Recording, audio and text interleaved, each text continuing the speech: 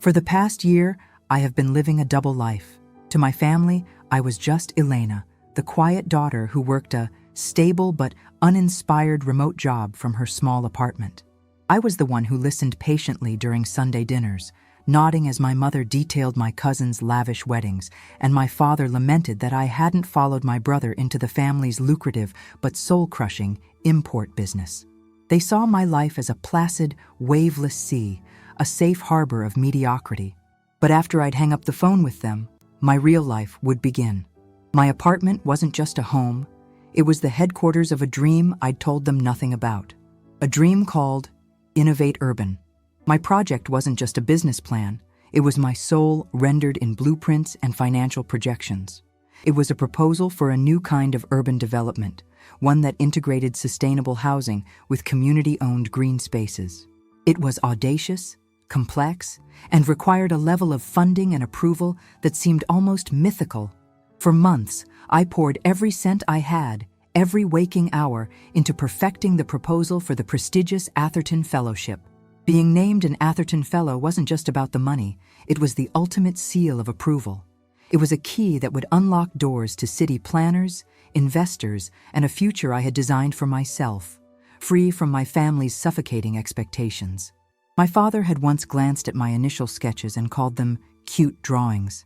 My mother's advice was always the same. Elena, it's a nice hobby, but a woman needs security, not dreams. Their dismissal was the fuel I used to work through the night. They thought my ambition was a weakness, a childish fantasy. So, I kept my real work a secret. They had no idea I was a finalist for the Atherton. They had no idea my cute drawings were about to be judged by the most powerful names in architecture and urban planning. The final approval rested on one last presentation, and as the date loomed, the pressure was immense. This secret was my armor, protecting my dream from their casual cruelty. And as I prepared for the single most important day of my professional life, the first whispers of a party began to circulate through my family. An exclusive, high-profile event that I would soon learn I was not meant to be a part of. It started as a background noise, a faint hum beneath the roar of my own ambition. While I was spending my nights bathed in the glow of my monitor, memorizing data and refining my presentation until my voice was hoarse, the whispers began. The first came from my brother, Mark. It was a brief, weekly check-in call, the kind where he'd spend 10 minutes talking about his promotion at our father's company before asking if I was still playing with those blueprints. Then, almost as an afterthought, he said, "Mom is going all out for this big gala she's planning. It's all she talks about." When I asked what the occasion was, he grew vague. "Oh, you know, one of her charity things. Very high society, very exclusive." The way he said exclusive felt like a door being quietly shut in my face. A few days later, the hum grew louder.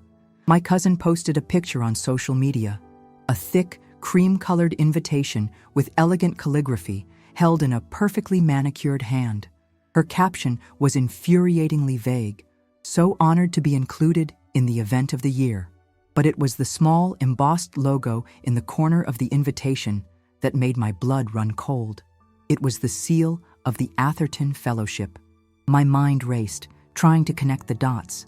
Why would my mother, who considered my work a hobby, be planning a gala connected to the very institution that held my future in its hands? It made no sense. It felt like a bizarre, cruel joke. Was she trying to network her way into a circle I was fighting to earn my place in? The thought was mortifying. My mother was a master of social warfare. Her parties were legendary chess matches where guest lists were weapons and seating charts were strategy. For her to be organizing something of this magnitude without mentioning a word to me was a deliberate act. It was a public declaration that my world, the world of architecture and innovation I was fighting for, was merely another backdrop for her social climbing. I tried to push it aside. I told myself it was just a coincidence, a distraction.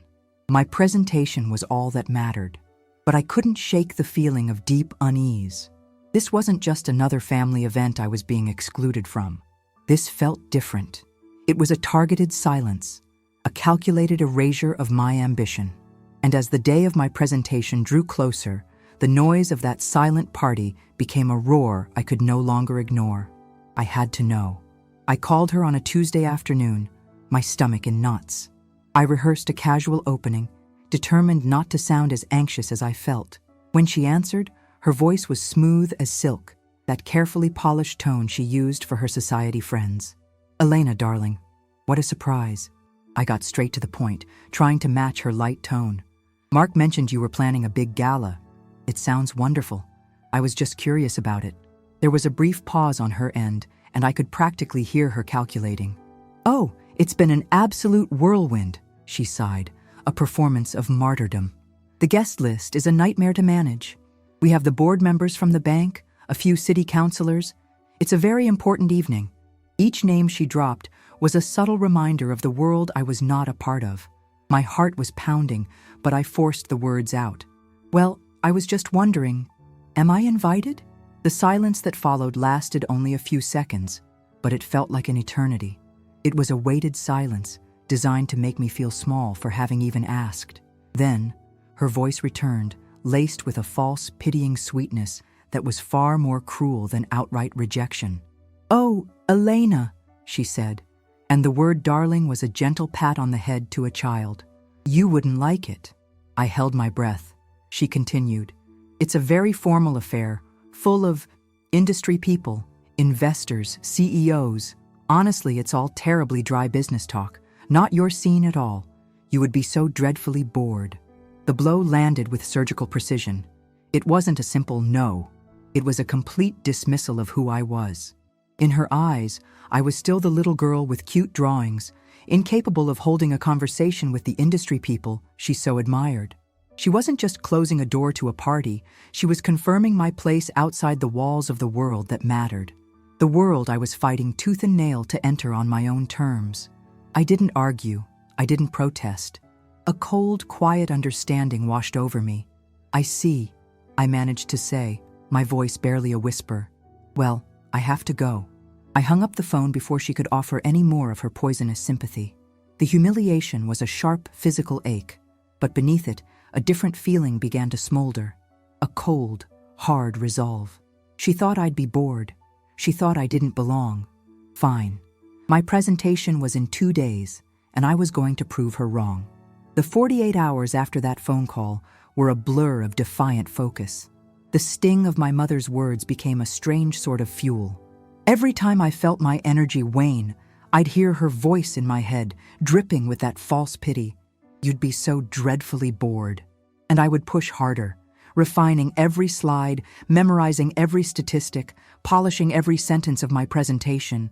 I wasn't just preparing to win a fellowship anymore. I was preparing to prove my own existence to a world that had been convinced I was invisible. My apartment became a fortress of ambition, the walls covered in notes, the floor littered with discarded drafts. I was so consumed that I barely noticed the world outside. The news didn't arrive with a bang, but with a quiet chime. An email. It landed in my inbox on the morning of my scheduled presentation. The subject line was simple, almost mundane. An update from the Atherton Fellowship. My heart hammered against my ribs. I assumed it was a confirmation of the time and logistics, perhaps a final reminder.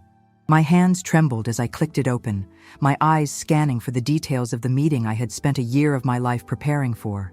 But the words on the screen were not what I expected. "Dear Ms. Vance," it began, "following a final review of all finalist proposals, the board has reached an early, unanimous decision. It is with immense pleasure that we inform you that your Innovate Urban project has been selected. Congratulations, you are this year's Atherton Fellow." I read it once, then twice, then a third time. The air left my lungs in a silent gasp. An early, unanimous decision. They hadn't even needed the final presentation. My work, the work my mother called a hobby and my father called cute drawings, had spoken for itself. It was a validation so pure, so absolute, that it brought tears to my eyes. But it was the final paragraph of the email that made the world tilt on its axis. "We look forward to celebrating your achievement at the annual Atherton Gala this Saturday evening. We are immensely grateful to one of our most dedicated patrons, Mrs. Veronica Vance, for graciously organizing this year's event in your honor." In my honor. The party wasn't just a party. It was my coronation. and my own mother, the organizer, had looked me in the eye and told me I wouldn't like it. She wasn't just excluding me, she was trying to erase me from my own victory. A cold fire began to spread through me. The game had changed, and I was holding all the cards. I sat there, frozen, the email glowing on my screen like a declaration of war. My mind was a whirlwind of rage and vindication. She was going to celebrate my success, but without me. She would stand on a stage, the gracious host, the patron of genius, while her own daughter, the genius in question, was deemed unworthy to even attend. It was a betrayal so profound, so audacious, it almost defied belief. Just then, my phone buzzed, vibrating against the wooden table. It was an unknown number. My first instinct was to ignore it, to let the world stay outside while I processed this new reality. But something compelled me to answer. "Hello?" I said, my voice tight. The voice on the other end was calm, deep, and professional. "Am I speaking with Ms. Elena Vance?" he asked. "This is Charles Harrison, the executive director of the Atherton Fellowship." My breath caught in my throat. I managed a quiet, "Yes, this is she." He began by congratulating me again, his words carrying the weight of genuine respect. He called my project transformative and precisely the kind of visionary work the fellowship was created to support. Every word of his praise was a direct antidote to my mother's poison. Then, his tone shifted slightly, becoming more deliberate. "Ms. Vance, I'm calling personally for a somewhat delicate reason. Regarding the gala on Saturday," he paused, "we are all very much looking forward to celebrating you. Your presence there is, of course, essential. You are the guest of honor." I chose my words carefully, testing the waters. "Thank you, Mr. Harrison. I was under the impression it was a more private affair." Another pause, this one shorter, more knowing. "Well," he said, his voice now holding a new firmness, "your mother has done a magnificent job with the arrangements, but there may have been a small miscommunication regarding the evening's focus. Let me be unequivocally clear. This event has one purpose, and that is to introduce you and your groundbreaking work to our patrons and the community. We will be presenting you with the Fellowship Award on stage. It would be most unfortunate if the guest of honor was not present to accept it." His words were a lifeline. He didn't know the whole story, but he knew something was wrong. He wasn't just inviting me. He was telling me I had to be there. He had just handed me a shield and a sword. "Thank you for clarifying, Mr. Harrison," I said, my voice now as firm as his. "Don't you worry. I'll be there." After the call with Mr. Harrison, the storm inside me settled into a quiet, sharp focus. The hurt was still there, a low hum beneath the surface, but it had been transformed. It was no longer the pain of a wounded daughter, but the cold, clear-headed resolve of a strategist. My mother had set a chessboard, confident I didn't even know the rules. Now, it was my turn to make a move, and I knew my first move had to be a declaration. I walked to my closet and stared. It was a museum of my mother's expectations. Sensible blouses, muted colors, tailored dresses that were designed to be appropriate, to blend in, to apologize for taking up space. This was the uniform of the Elena she wanted me to be.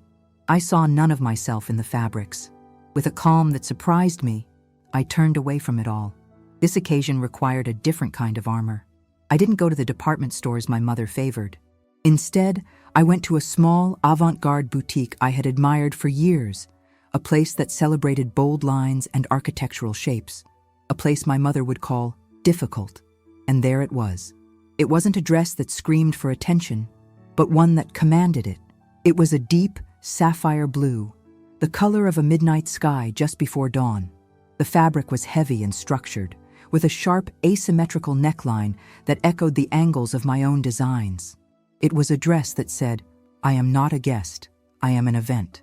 The woman in the fitting room mirror looked back at me, and for the first time, I saw not a daughter seeking approval, but a woman who had already earned it. The preparation didn't stop with the dress. It was in every decision I made over the next 2 days. I had my hair styled, not in the soft waves my mother preferred, but in a sleek, confident design that left my face open, with nothing to hide behind. I spent hours reviewing my work, not to rehearse a presentation, but to remind myself of what I had accomplished. I absorbed the validation from the Atherton Fellowship, letting it sink into my bones, replacing the years of doubt my family had so carefully planted. This was not about revenge. This was about reclamation. By Saturday evening, as I stood before my mirror, I felt a powerful calm. The woman looking back was not the same one who had cried over the phone 2 days ago. This woman was ready. The dress was on, the armor was in place, and I was on my way to a party I was never meant to attend. The taxi pulled up to the Grand Hotel, its entrance a brightly lit stage of valet attendants and flowing designer gowns. For a moment, the old Elena surfaced, a girl intimidated by the sheer scale of the wealth and power on display. But I pushed her down. Tonight, I was not a guest, I was the guest of honor, whether anyone knew it yet or not. I paid the driver, took a single deep breath, and stepped onto the curb. The cool night air felt electric.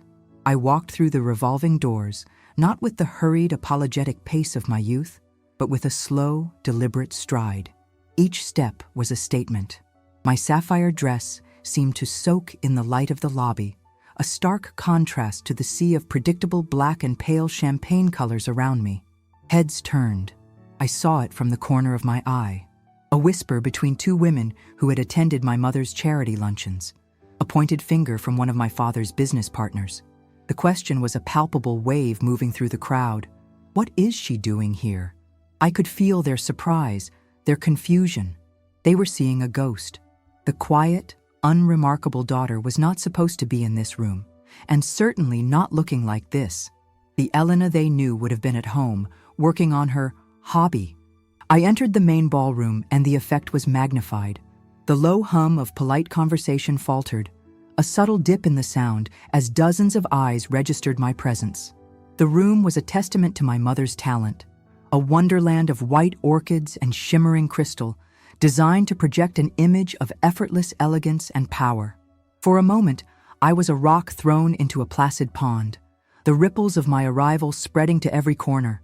But instead of seeking out my family, instead of looking for a familiar face in the crowd, I walked directly to the bar at the far end of the room. "Champagne, please," I said to the bartender, my voice even and calm. He handed me the flute, and I turned, leaning against the polished wood, and surveyed the room. I let them stare. I let them whisper. I was no longer a participant seeking their approval. I was an observer, and I was about to watch the show. It didn't take long. I saw her cut through the crowd, a shark in a silk dress, her practiced socialite smile a terrifying mask. Her movements were fluid and elegant, but her eyes, fixed on me, were chips of ice.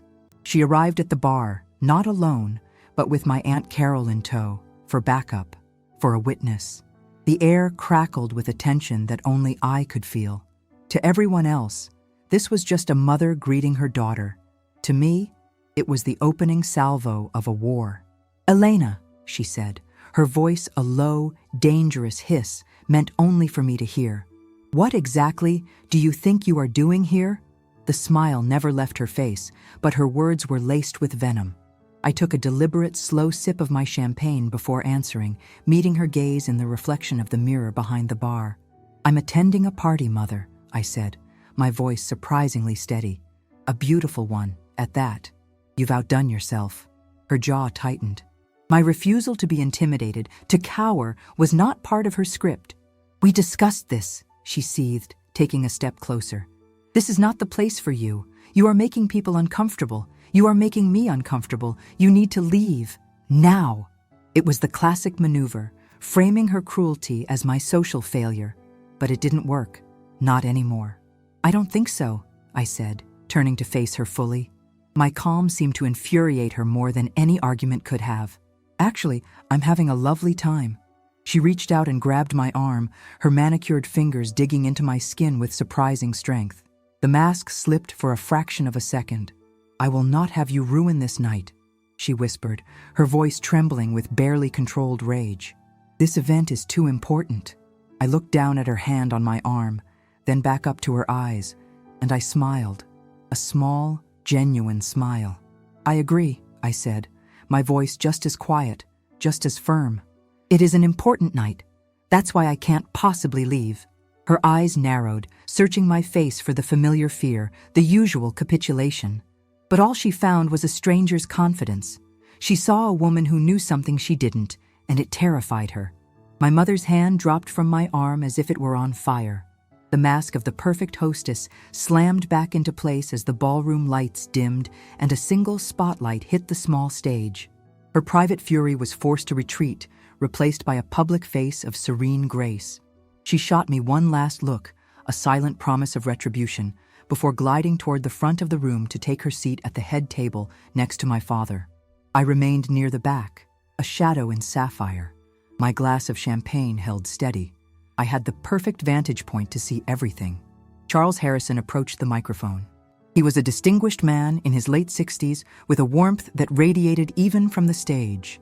The room fell into a reverent silence. "Good evening," he began, his voice calm and authoritative. "And welcome. We are so thrilled to have you all here tonight." He started with the usual pleasantries, thanking the patrons and the board. Then he smiled. "And I must extend a very special thank you to the incredible organizer of this magnificent event, a woman whose dedication to our cause is matched only by her impeccable taste, Mrs. Veronica Vance." A wave of polite applause swept the room. I watched my mother incline her head, a small, regal nod of acknowledgement. She was radiant, soaking in the admiration. This was her victory lap, the culmination of her social ambitions. She believed she was the star of the show. "Mr. Harrison continued, his voice swelling with passion. He spoke of the Atherton Fellowship's legacy, of its mission to foster the visionary talents who will shape our future.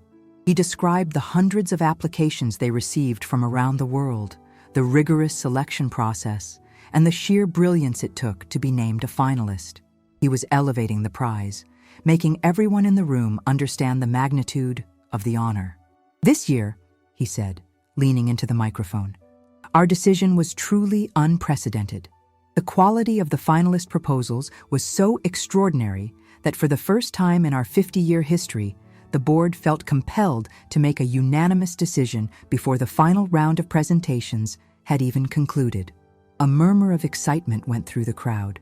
My mother sat straighter, a proud patron of this prestigious institution.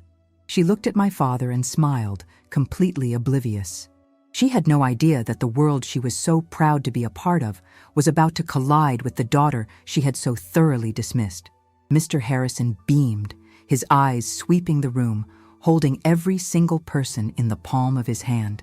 "This year's fellow," he announced, his voice ringing with genuine excitement, "is a testament to what happens when brilliant design is fused with a profound social conscience. Her work doesn't just aim to build structures, it aims to build communities." I watched my mother. She was positively glowing, absorbing the prestige by proxy. She adjusted her diamond necklace, a small, self-satisfied gesture of a woman who believed she was at the center of the universe. She looked at my father and gave him a subtle, knowing smile. A smile that said, "This is us. This is the world we command." Her proposal, Mr.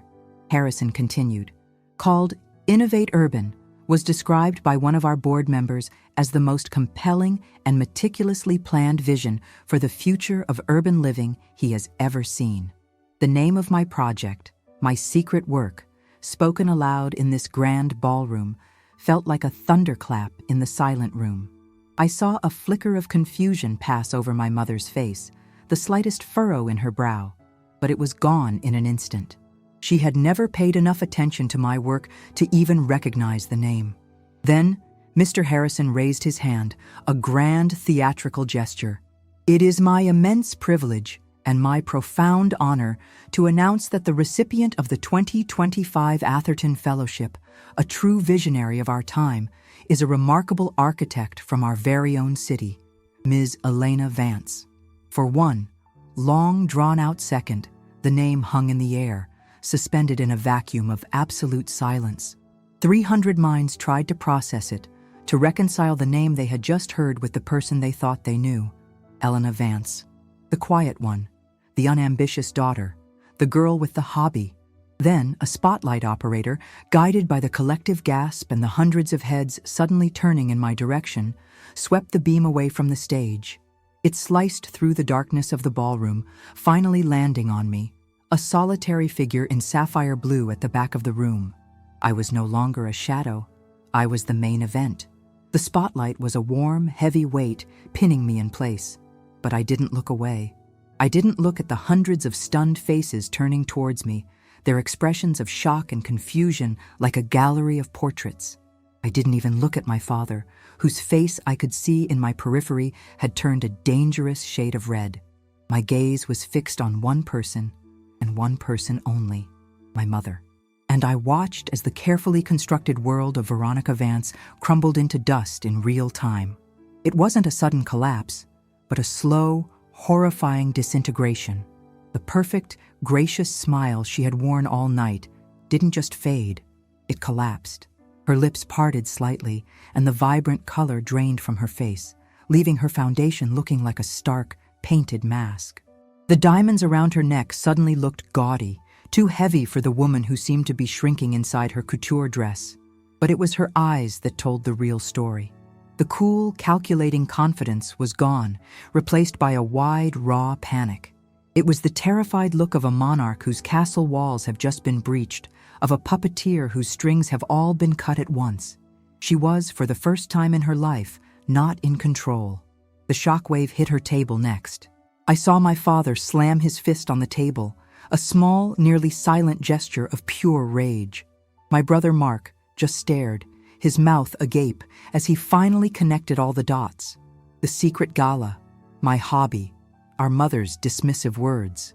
He looked from her to me, and I saw a flicker of dawning horror in his eyes. On stage, Mr. Harrison, either a brilliant actor or blissfully unaware of the family drama unfolding, beamed at me. "Ms. Vance," he called out, his voice echoing in the stunned silence. "Please come and join us on stage to accept your award." That broke the spell. I lowered my glass to a nearby table and began to walk. The sea of guests parted for me. I could hear the frantic whispers erupting in my wake. As I passed my family's table, I didn't look at them. I kept my eyes on the stage, on the prize, on the future that I had built for myself, brick by painful brick. I walked up the steps to the stage, the heavy silence of the room following my every move. "Mr. Harrison greeted me with a warm, genuine handshake, placing the cool, heavy fellowship award in my hands. It felt like an anchor, grounding me in this surreal moment. He gestured to the microphone. "Would you like to say a few words, Ms. Vance?" he asked, his eyes twinkling as if he knew this was more than just an acceptance speech. The entire room waited, and I knew, for the first time in my life, they were actually listening. I stepped up to the microphone and took a deep breath, looking out not at a crowd of judges, but at a sea of faces. I didn't look at my mother. Not yet. "Thank you," I began, my voice clear and steady, echoing through the grand ballroom. "Thank you, Mr. Harrison, and the entire board of the Atherton Fellowship. To receive this honor is a dream I barely allowed myself to have, and I am profoundly grateful." I paused, letting the formal words settle. My project, Innovate Urban, is about more than sustainable design. It's about creating spaces where people feel seen, heard, and valued. It's about building communities where everyone belongs. My eyes finally drifted to the head table, where my mother sat like a statue carved from ice. "Growing up, I was taught that approval was everything," I continued, my voice softening slightly, becoming more personal. The approval of the right people, the right family, the right social circles. It was presented as the ultimate prize. I saw my mother flinch. But I've learned that seeking approval from others is like building a house on sand. It's a foundation that can and will be washed away. The only approval that has any real power is the kind you build inside yourself, brick by brick, in silence and in secret, when no one else is watching. I was told that I wouldn't like a party like this, that it would be dreadfully boring for someone like me. A few knowing gasps rippled through the audience. "But I have to say," I said, a small, real smile touching my lips for the first time, "I am not bored at all. In fact, I have never felt more awake. because tonight is about the moment a private dream becomes a public reality. I raised my award slightly. So I would like to make a toast to every person who has ever been told their passion is just a hobby, to anyone who has been made to feel that they don't belong in the room where their own success is being celebrated. This is for you. This is a toast to the approval that comes from within, because that is the only foundation strong enough to build a future on. Thank you. The room was silent for a beat, and then it erupted. The applause wasn't just polite, it was thunderous, a wave of genuine emotion. I looked at my mother one last time. Her face was blank, her eyes empty. She had become a ghost at her own party.